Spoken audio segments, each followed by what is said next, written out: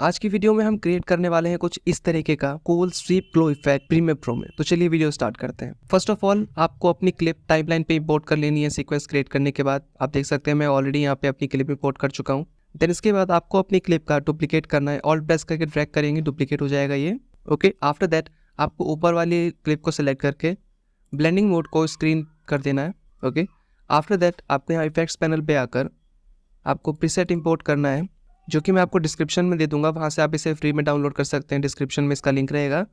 Okay, import हो जाने के बाद आपको इस इफेक्ट को आपकी ऊपर वाली लेयर पे ड्रॉप करना है।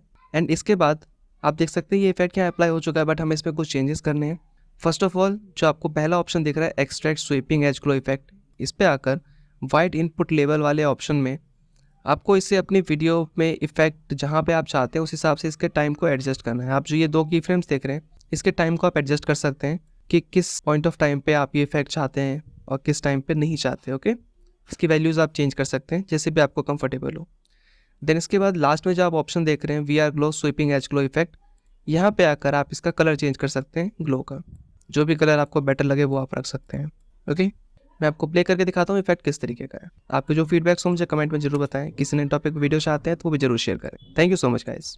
अब तुम लोग गलती से अगर नए हो तो सब्सक्राइब करो। वो जो लाल वाला बटन है उस पर अपने जीजा जी फेंक के मारो या फूफा जी, मुझे नहीं पता, बस क्लिक हो जाना चाहिए। अब मैं भी जा रहा हूं, बाय।